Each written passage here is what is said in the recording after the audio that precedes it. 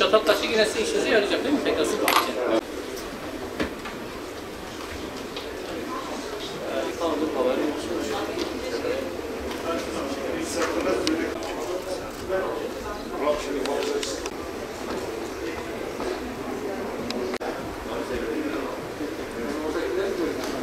Gerçi internet için kullanıyor. İnternet nasıl diğer İçeriden aldım. Burada mı olacak?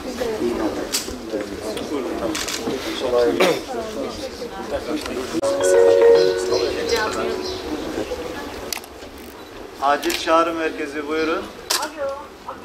Alo. Diyarbakır'dan Ergani'ye giderken yol üzerinde Evet. yangın var. Anız yanıyor. Anız yanıyor. Tam mevkiyi verebilir misiniz? Tamam, Diyarbakır'dan Ergani'ye giderken 20. kilometrede. 20. kilometrede. Bayağı bir dumanlar falan çıkıyor. Teşekkür ediyoruz. Alo. Alo.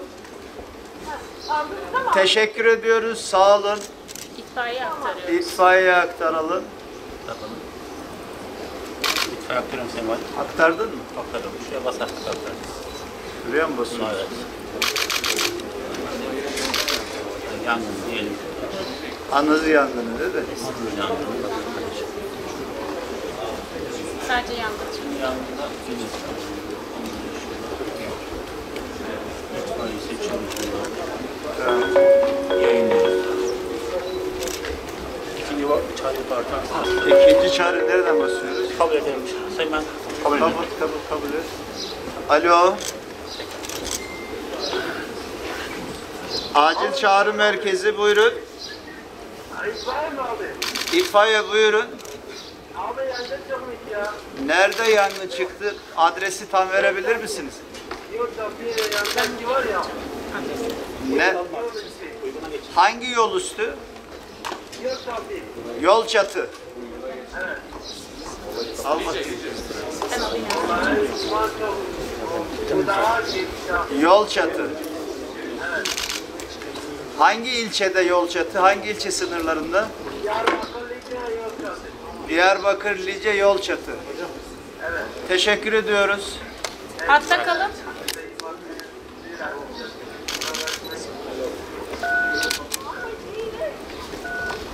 Hayır, hatta kalın itfaiye aktarıyoruz.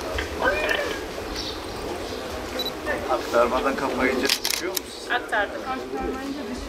Ha düşüyor. Şu anda aktarmış olduk. Aktarıldı Sayın Valim. Numarayı görüyor itfaiye zaten. Gerekirse biz geri dönüş yapabiliyoruz. Hadi tekrar geri dönüş yapalım. Evet, numara orada belirli. Konumda geliyor. Hattan düşse bile onlar tekrar geri dönüş yapabiliyorlar. Tamam.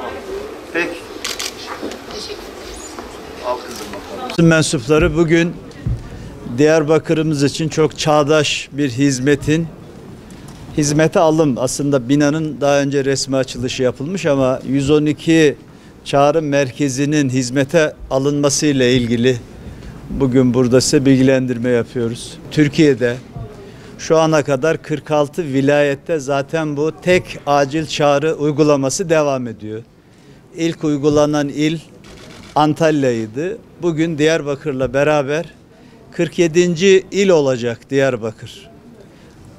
Tek acil numaranın uygulandığı il olarak. Değerli arkadaşlar, biliyorsunuz bizim her kurumun ayrı ayrı acil çağrı numaraları var. İşte emniyetin ayrı bir numarası var, jandarmanın ayrı bir numarası var, itfaiyenin ayrı bir numarası var.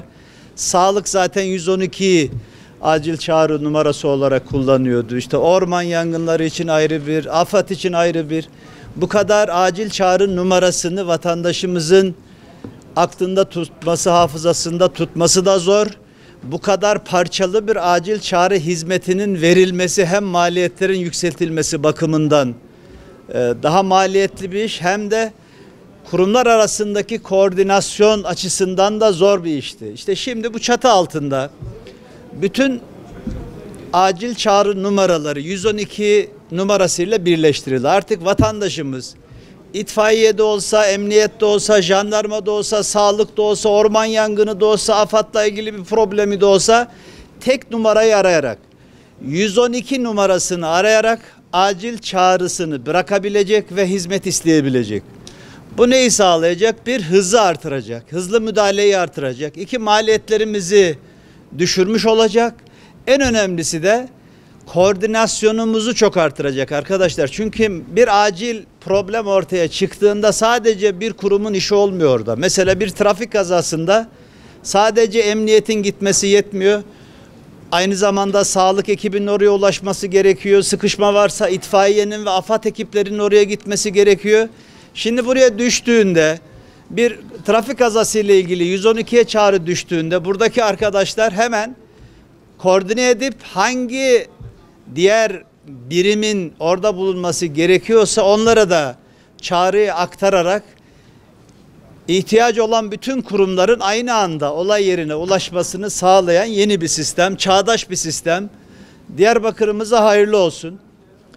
Biliyorsunuz Diyarbakır'da arkadaşlar çok dilli bir şehir. Çağrı merkezimizde sadece Türkçe değil, çağrı merkezimizde hem Türkçe ile beraber Kürtçe ve Zazaca da vatandaşlarımız kendi çağrılarını bırakabilecek. O dilleri bilen arkadaşlarımız da çağrı alıcı olarak burada var. Vatandaşlarımız, o arkadaşlar Kürtçe ve Zazaca olarak da yardımcı olabilecekler. Bizim vatandaştan bir talebimiz var. Artık 112'yi sadece acil ihtiyaçlar için kullansın vatandaşlarımız. Acil ihtiyaçlar için kullanmazsa, gereksiz meşgul edersek belki kendinizle ilgili, belki çok sevdiğiniz birisinin acil ihtiyacını ertelemiş olursunuz ki bunun da maliyetleri çok olur. 112 numarasını bundan sonra bütün vatandaşlarımız hafızalarında tutsunlar.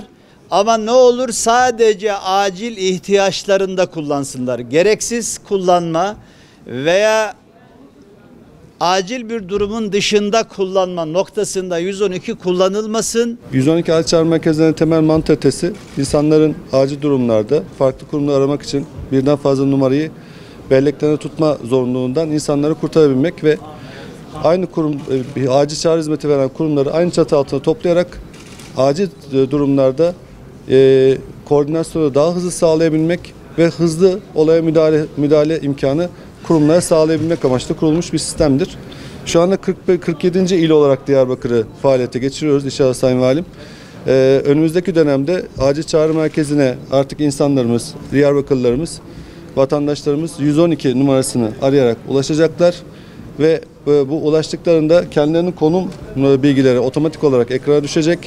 Kurumlarla alakalı birden fazla kurumu ilgilendiren bir olay varsa bu olay o kurumlara direkt önlerindeki ekranlara vaka olarak düşürülecek ve insanlar daha hızlı birden fazla kurumu ilgilendiren durumlarda olaya müdahale imkanıyla karşı karşıya kalındığı için daha hızlı acil çağrı hizmeti almış olacaklar.